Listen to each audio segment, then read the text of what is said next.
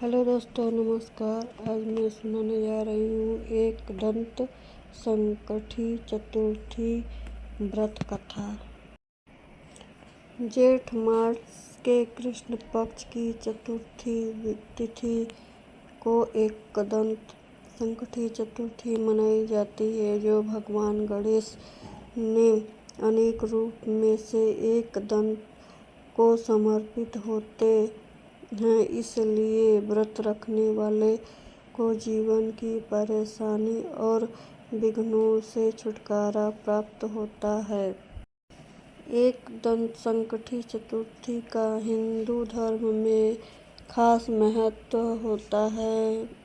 संकटा चतुर्थी भगवान गणेश जी की पूजा के लिए शुभ दिन होता है। इस दिन गणेश जी को विशेष पूजा करने से जीवन में लाभ मिलता है। तो आइए हम आपको एकदंत संकठी चतुर्थी का व्रत सुनाते हैं।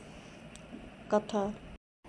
एकदंत संकठी चतुर्थी से जुड़ी पौराणिक कथा के अनुसार विष्णु भगवान का विवाह लक्ष्मी जी के साथ निश्चय हो गया। विवाह की तैयारी होने लग गई। सभी देवी देवता को निमंत्रण भेज दिया, परंतु गणेश जी को निमंत्रण नहीं दिया। कारण जो भी रहा हो, अब भगवान विष्णु की बारात निकल आई और सभी देवी देवता अपने पत्नियों के साथ विवाह समारोह में आए और उनको सबने देखा कि गणेश जी दिखाई नहीं दे रहे हैं। तब वे आपस में चर्चा करने लग गए कि क्या गणेश जी को न्योता नहीं दिया है या स्वयं गणेश जी ही नहीं आए हैं। सभी को इस बात पर आश्चर्य होने लग गया। तभी बात विचार होने लग गया कि विष्णु भगवान से ही इनका कारण पूछा जाए।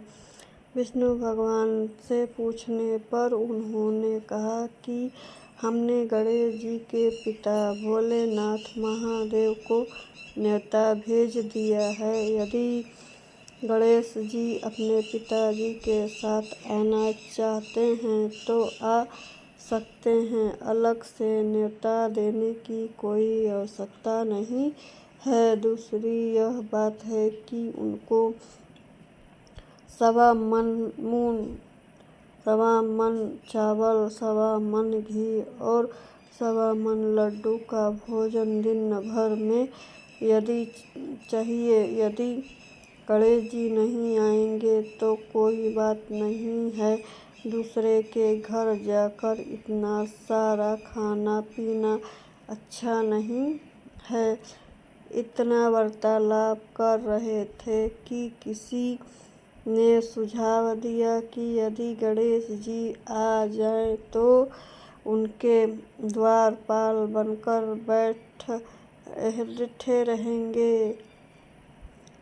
आप घर का ध्यान रखना। आप तो चूहे पर बैठकर धीरे धीरे चलेंगे तो बारात बहुत पीछे रह जाएगी। यह सुझाव सबको पसंद आ गया तो विष्णु भगवान ने अपने सहमति दे दी। यदि गणेश जी वहां आ पहुंचे और उन्होंने समझा बुझा कर घर की रखवाली करने के लिए बैठा दिया, बारात जल्दी नारद जी ने देखा कि गणेश जी तो दरवाजे पर ही बैठे हैं, तो वे गणेश जी के पास गए और रुकने का कारण पूछा। गणेश जी कहने लग गए कि विष्णु भगवान ने मेरा बहुत अपमान किया है। नारद जी ने कहा कि आप अपनी मूषक सेना को आगे भेजकर यह रास्ता खुदवा दीजिए, जिससे उनके वाहन धरती में धंस जाएगा और आपको सम्मानपूर्वक बुलाना पड़ेगा। अब यह गणेश जी ने अपनी मूषक सेना जल्दी से आगे भेजकर जमीन खुदवा दी और सेना ने जमीन पीली कर दी। जब यह बारात वहां से निकली तो रथ का पहिया धरती में धंस गया। लाख कोशिश करने के बजाय नहीं निकला, बल्कि जगह जगह टूट गया। इसी से समझ में नहीं आ रहा था कि अब क्या होगा।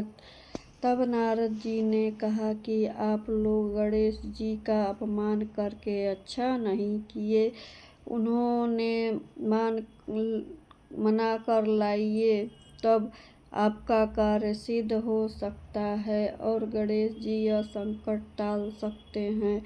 शंकर भगवान जी ने अपने दूत नंदी को भेजा और गणेश जी को लेकर आए। गणेश जी का आदर सम्मान के साथ पूजन किया। तब वह कहे कि पहिया निकालने और रथ का पहिया निकल गया तो परंतु टूटा फूट गया और उन्होंने सुधारने का कौन पास के खेत में खाती काम कर रहा था उसको बुलाया गया।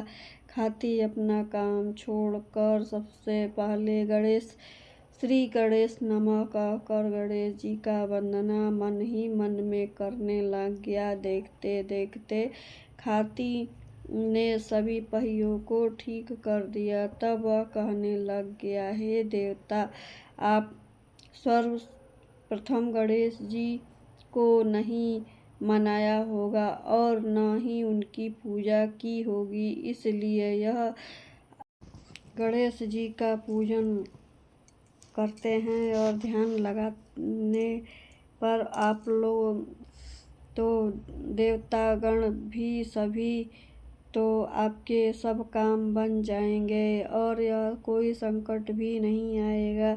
ऐसे कहते हुए बारात वहां से चल दी और विष्णु भगवान का लक्ष्मी जी के साथ विवाह संपन्न कराकर सभी सकुशल घर लौट आए।